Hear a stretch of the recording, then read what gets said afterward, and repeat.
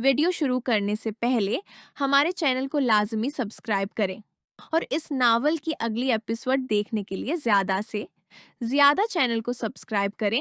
मैं ताबादारी से बोला, आप अपने कपड़े तब्दील करें। मैं अपने रूम में जाता हूँ। मैं भी कपड़े तब्दील करके आपको यखनी गर्म करके ला देता हूँ।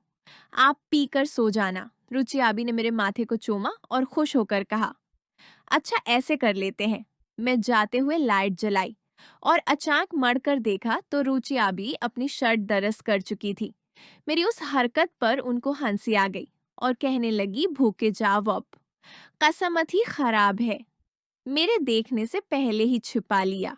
इतनी एतबारी है मुझ पर। खैर, मैं अपने रूम में गया और प्लान के मुताबिक शलवार तब्दील की और उस पर पानी मार दिया। इतना मादा देखकर अम्मी भी परेशान ना हो जाएं कि पता नहीं किस पर चढ़ा रबा। रुचि आपी को फिर यखनी गरम करके दी। मेडिसिन खिलाई और इसको लाकर अपने रूम में आकर सो गया। सुबह के वक्त नाश्ते से पहले अबू और उम्मी दोनों रुचि के रूम में थे। मैं भी चला गया और उसकी तबीयत का पूछा तो रुचि आपी ने कहा कि भाई हमेशा कामी जैसा होना चाहिए। रात को बड़ी खिदमत की उसने। आमी और अबू मुझे प्यार से देख रहे थे।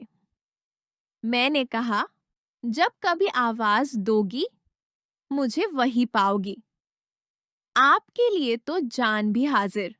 2-4 दिन ऐसे ही गुजर गए। रुचि आपी अब बिल्कुल ठीक हो चुकी थी। हमारे घर भी मेहमान आने लगे क्योंकि अबू यूके वापस जाने वाले थे 1 हफ्ते बाद। उसी तरह एक दिन हमारे घर मेहमान थे। अबू की 2 सगियां फूफियां ई हुई थी। काफी बुजुर्ग हो चुकी थीं दोनों। तो रात को मगरिब के बाद अबू को उनके बहनोई यानी हमारे फूफा जी का फोन आया कि इस्लामाबाद में हमारे फूफो की बेटी का अचानक निकाह है सुबह और हम सबको ही आना है। फूफो की बेटी के लुछन कुछ अच्छे नहीं थे। यूनिवर्सिटी में ही लड़का फंसा रखा था। फिर सुना था कि प्यार भी करते हैं। अब शायद हामिला हो गई तो शादी की पड़ पर गई। कैसे कैसे जहनमी लोग हैं तोबा। यकीन जाने मेरा जरा दिल नहीं था शादी में जाने का। और शायद रुचि वर शायद रो का भी। अभी यही सोच रहा था कि रोची का मैसेज आ गया। सफर लंबा है, 4 घंटे लग जाएंगे। जीन्स वगैरह मुत पहनना, रिलैक्स आउटफिट पहनना। रोची आबी दिन बदन मेरे हवासों पर छा रही थी। मेरी जिंदगानी को जन्नत बना रही थी। खैर, पैकंग की पानी की बोतल और चाय बनाकर थर्मोस में डाल ली। उम्मीद थोड़ी भारी थी, इसलिए फ्रंट पर बैठाना लाजिम था। अबू का वजूद भी कुछ वैसा ही था।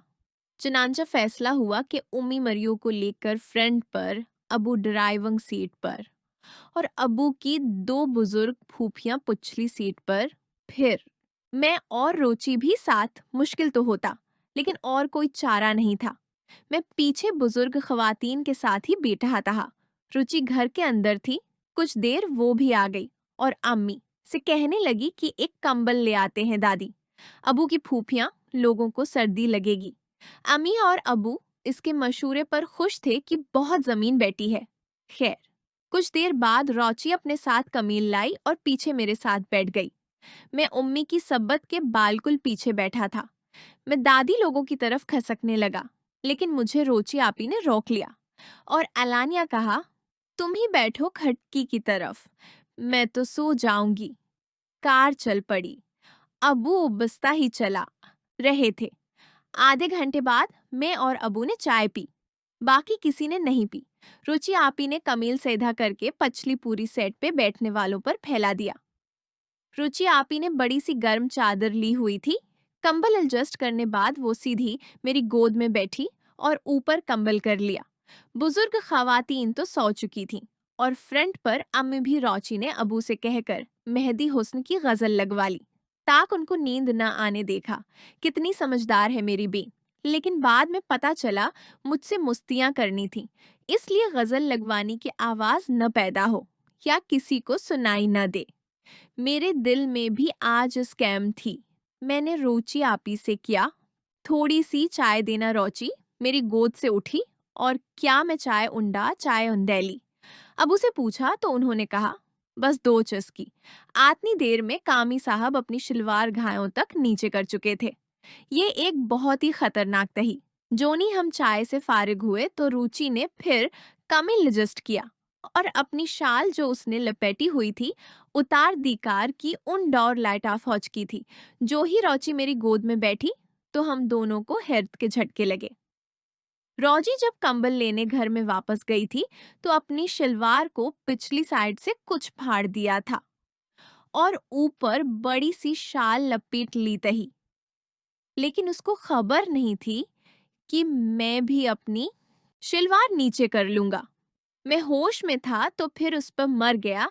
कैसे मेहदी हुसन की गजल के ये बोल चल रहे थे। कुछ देर ऐसे ही पड़े रहे। फिर रुचि आपी ने नीचे प्रेस से परफ्यूम निकाली और बल्कि सी परफ्यूम कंबल के अंदर ही स्प्रे कर दी। साइड विंडो खोली और गंदे तशु बाहर फेंके। अब वो मेरे गॉड से खसक कर साइड